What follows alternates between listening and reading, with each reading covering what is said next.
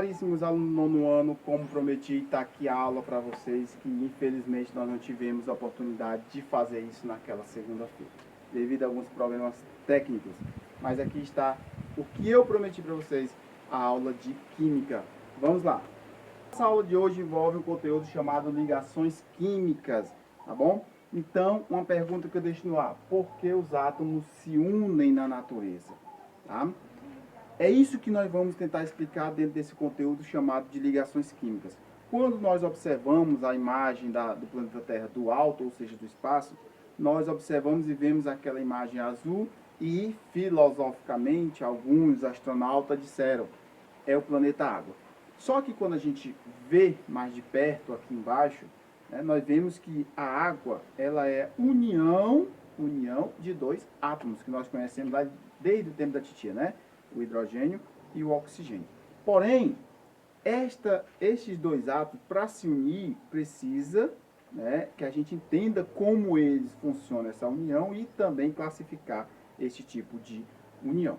Até aqui, nós só estudamos os átomos dentro das suas propriedades e das suas classificações. Agora a gente vai para as ligações que ocorrem entre os átomos. As ligações podem ser de três tipos: ou ligação iônica ou eletrovalente, covalentes, que nós dividimos elas em normais e dativa, ou ligações do tipo metálica.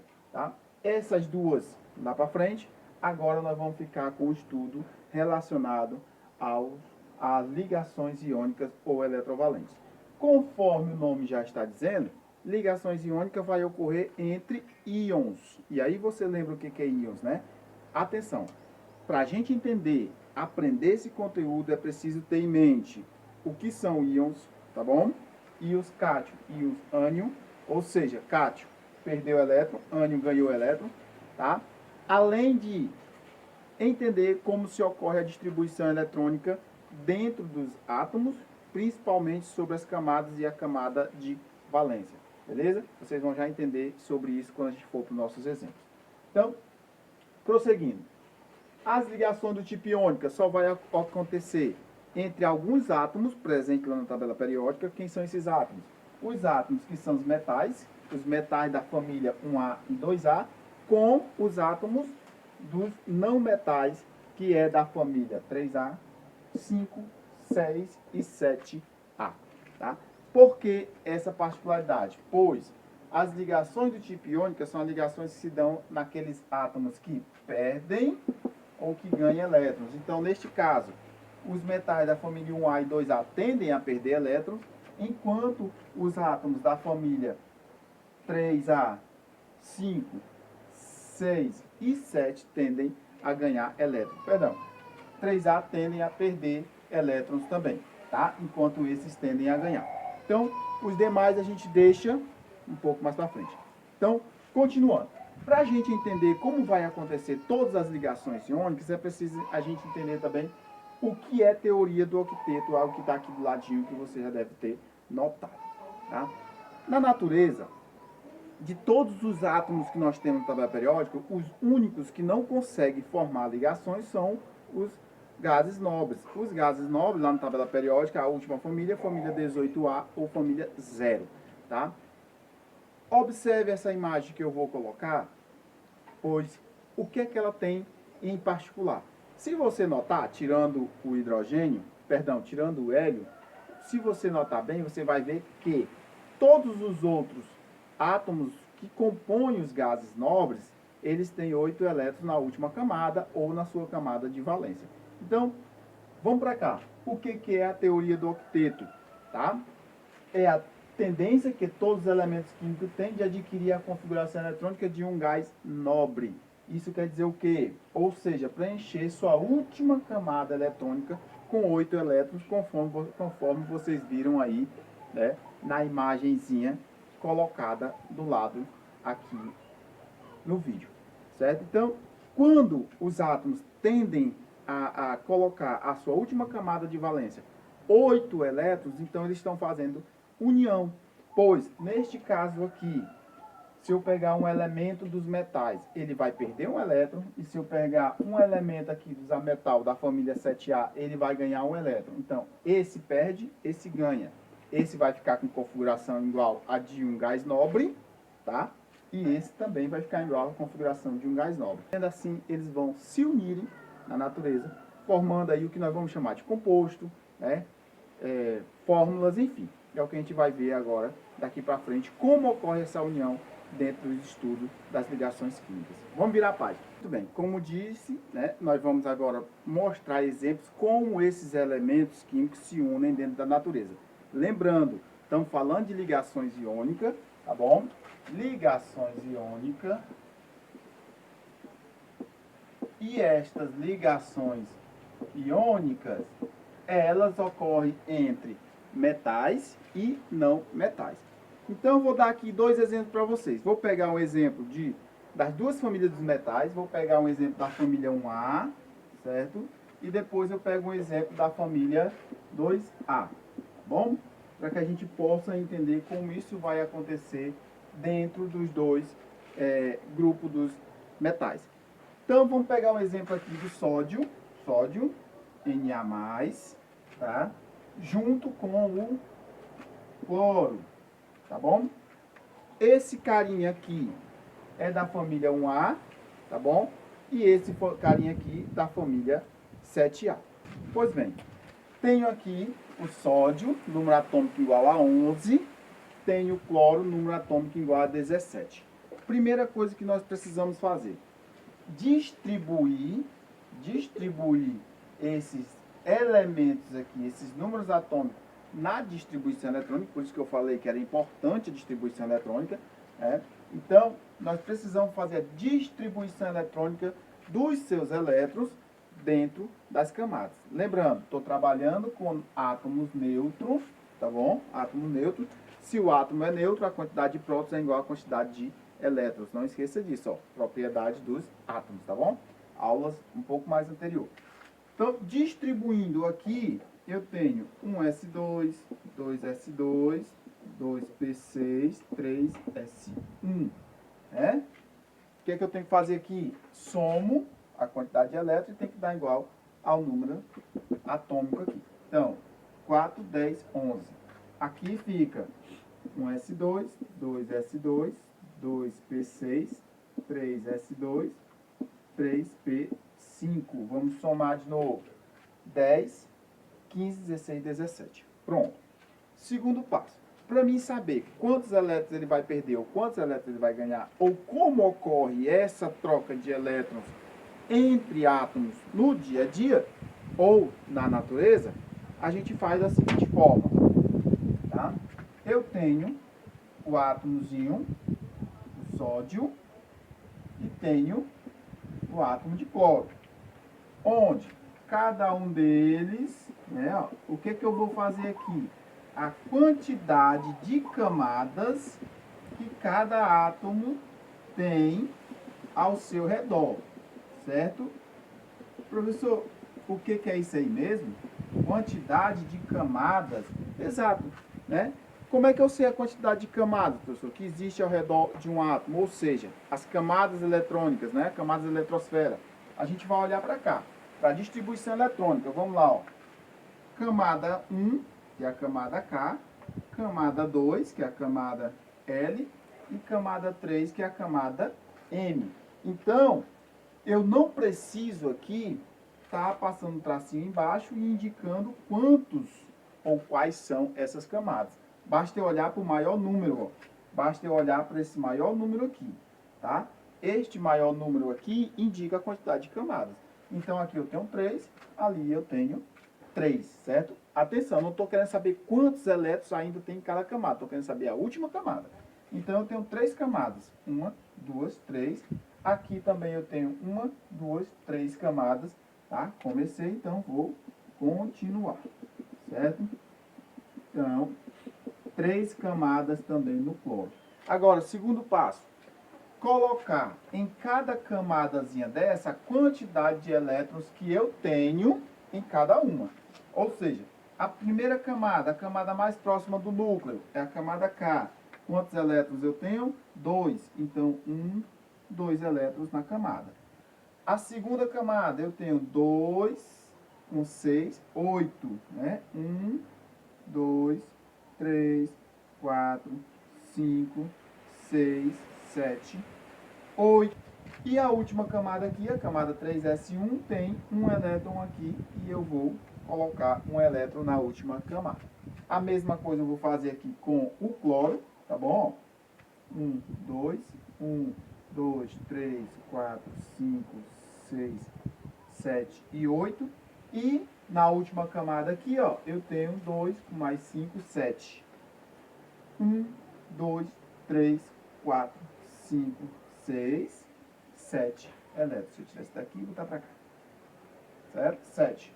2, 3, 4, 5, 6, 7. Bom, e agora?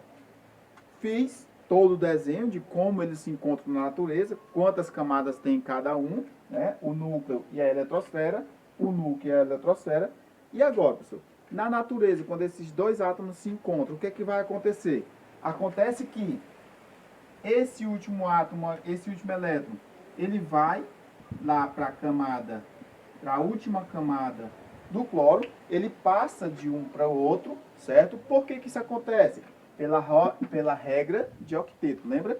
O átomo tende a ter ou adquirir a configuração eletrônica de um gás nobre. O que é que gás nobre tem? 8 elétrons na sua última camada. Então, quando esse elétron vai para a última camada do cloro, definitivamente, então eu vou tirar ele daqui e vou colocá-lo aqui, botar no x para você entender que ele saiu de lá e veio para cá, tá certo? Esta última camada do sódio deixa de existir, tá bom? Então, o que vai acontecer aqui, ó? A última camada do sódio tem que ter 8 elétrons. Será que tem? 2, 4, 6, 8. Tem, beleza. Então, o sódio, ele adquiriu configuração eletrônica de um gás nobre. Professor, mas não deixa de ser sódio? Não. Nós não estamos mexendo no núcleo do átomo. Ele está apenas sendo mexido na sua eletrosfera. Está apenas perdendo elétrons. Não está mexendo na configuração do seu núcleo. Enquanto o cloro, que estava com 7 elétrons na última camada, recebeu 1 e ficou com 8, adquirindo também aqui uma configuração eletrônica de um gás nobre. E agora, como é que fica? O que que vai acontecer? Acontece que a gente tem que representar agora esta união, certo? Dentro de uma fórmula química, né? Uma fórmula estrutural para representar o que aconteceu aqui. Então, o que foi que aconteceu? Nós podemos expressar da seguinte forma. O Na, né? Eu vou colocar aqui para a gente entender. Tá, ó.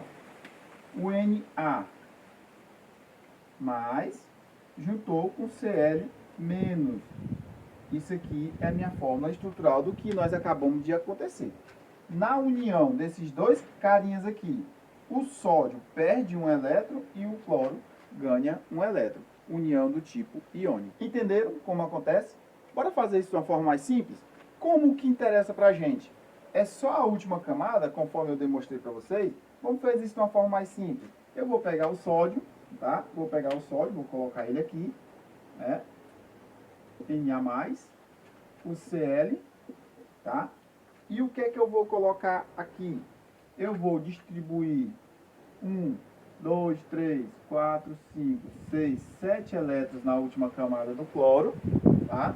E vou colocar aqui um elétron, tá bom?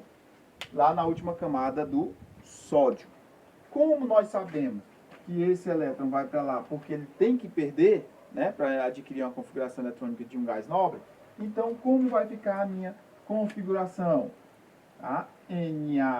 Na+, tá?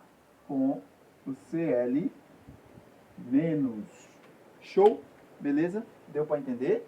Então nós temos a forma de como acontece, tá bom? E a sua fórmula ali, ó, estrutural bem colocada. Vamos expressar agora aqui a questão entre o magnésio e o cloro. Só existe um nome específico para isso aqui? Existe. Cloreto de sódio. Aqui, cloreto de magnésio. Tá? São nomes que a gente ainda vai aprender a dar a esses carinhas, mas é lá na frente, tá bom? Quando terminar o estudo de ligações químicas. Tá bom? Então, nós vamos aqui expressar agora a distribuição eletrônica dos dois. Lembrando, eu não vou fazer essa distribuição eletrônica, tá? Porque nós já temos ela aqui. Vou fazer apenas o magnésio. Então vamos lá. 1s2, 2s2, 2p6, 3s2. Pronto. Certo? Quantas camadas eu tenho no magnésio? 3 camadas. A última camada tem quantos elétrons? 2 elétrons. Então, eu vou fazer neste modelo ali. Tá bom? Vou pegar o magnésio. O magnésio tem 2 elétrons na última camada. Tá aqui, ó. Tá bom? 2 elétrons na última camada. Então, eu vou colocar 2 elétrons. Certo? Estou colocando no xzinho, pessoal, para que você possa entender que esse elétron vai ser perdido. Tá bom? O cloro, vou expressar o cloro aqui. Tá bom? Vou expressar o cloro. Tá bom? O cloro tem, conforme nós vimos aqui, 7 elétrons na última camada. Tá aqui, ó. Tá, ó. Nós já vimos isso aqui, ó. 2, 7.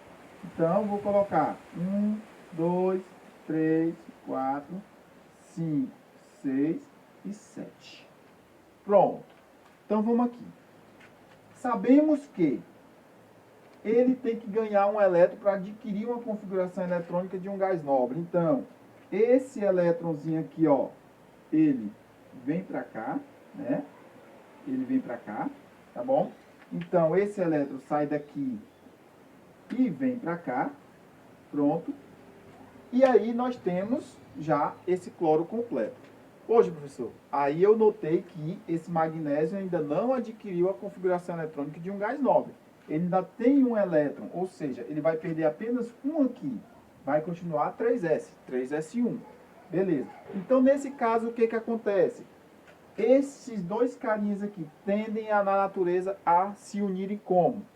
Um átomo de magnésio para 2 átomos de cloro. Tá? Na natureza eles se encontram assim, tá bom?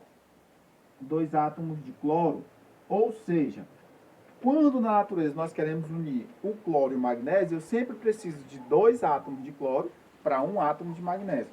Pois este outro elétron que eu tenho aqui, ó, ele vai sair dali e vai vir para cá, certo? E ele vindo para cá, ele forma aí a configuração eletrônica, o cloro, o outro cloro, de um gás nobre, e o magnésio também perde essa camada e adquire, né, uma configuração eletrônica também de um gás nobre. Como é que vai ficar agora, então, a fórmula tipo essa daqui? Como expressar? Simples, né? Magnésio, tá? Quantos elétrons esse magnésio perdeu? Perdeu 2, 2 mais, certo? Quantos cloro? Quanto elétron o cloro ganhou? O cloro ganhou 1 elétron. Porém, quantos átomos de cloro eu usei? Usei 2. Então, olha só como a expressão ficou diferente dessa. Tá, ó? Vamos explicar. O magnésio perdeu 2 elétrons. Professor, eu não usei só um cloro, eu usei 2. Tá aqui. Este número de baixo significa a quantidade de cloro que foi usado dentro da união, certo? Da mistura entre esses dois átomos. E aqui em cima, a quantidade de elétrons que cada átomo recebeu, tá bom? Então, esta é a fórmula da união entre magnésio e cloro. Pois bem, pessoal, para nós encerrarmos a nossa aula, eu vou só dar uma observação para vocês, tá bom? E depois eu venho fazer a ligação iônica entre esses carinhas aqui.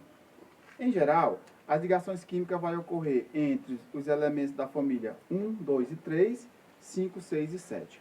Porém, pode também ocorrer ligações iônicas entre metal e hidrogênio, tá? Põe isso na cabeça para que você, quando vê algo desse tipo, não venha a se assustar. Para encerrar, vamos lá fazermos aqui, né, a nossa distribuição eletrônica, primeiro do alumínio e depois do flúor, para ver como é que fica a união desses átomos dentro da natureza. Muito bem, feita a distribuição eletrônica do alumínio e do flúor, tá bom? vamos agora para o que interessa para a gente. Fazer a união desses caras, pegando a última camada de cada um. Pegando a última camada de cada um, né? O alumínio tem 1, 2, 3 camadas, mas eu vou representar apenas a última camada do alumínio, não é isso? Com 3 elétrons nesta última camada, tá bom? 1, 2, 3 elétrons na última camada, certo? Vou colocar isso para cá para baixo, para facilitar. Enquanto o flúor tem uma quantidade de 5, 6, 7 elétrons na sua última camada. Então, o flúor com 7 elétrons. Pronto. Então, você vai ver que, conforme nós fizemos agora há pouco o magnésio, quando na natureza este átomo sai daqui e vem para este localzinho aqui, né, o alumínio ainda persiste com 2 elétrons na última camada. A única coisa que ele vai perder é isso. Nesta camada 3, o subnível P1 vai sumir, vai ficar apenas desse jeito, porém ainda não é uma configuração eletrônica de um gás nobre. Então a gente precisa de mais um átomo de flúor, certo? Mais um átomo de flúor. E aqui ele vai receber mais um átomo referente ainda ao alumínio, porém nós percebemos que este flúor, este outro flúor, eles adquirem a configuração eletrônica do gás nobre com 8 elétrons na última camada, enquanto o flúor perde um elétron na camada 3s2 e ainda precisa, perdão, o flúor não, o alumínio, né? Vai perder um elétron na camada 3s2, precisando ainda de mais um elétron para perder mais um elétron. Então, ele vai ter que se unir a mais um flúor, certo? Para que possa acontecer aqui a união entre esses caras. Então, na natureza acontece assim. O alumínio se une a 3 átomos, um átomo de alumínio se une a 3 átomos de flúor. Na natureza é assim que ocorre. Lembrando mais uma vez, esses átomos perdidos são definitivos, tá bom? Montando aqui a fórmula, né, ó. Alumínio. O que aconteceu com o alumínio? Perdeu quantos elétrons? 3 mais, não é isso? O flúor. Cada flúor recebeu quantos elétrons? Cada flúor recebe um elétron. Mas eu tenho quantos flúor aqui no meu composto? 3. Né? Então, pronto. Ó. Certo? E aí está a nossa configuração, mais um modelo, mais um exemplo, como se faz. Pessoal, não é difícil, certo? O que vocês precisam saber, primeiramente, distribuição eletrônica. Segundo, entender todos esses processos. O exercício está aí, então pega o exercício, vai lá, são 5 questões e mostra para mim que você se garante e sabe fazer. Até a próxima.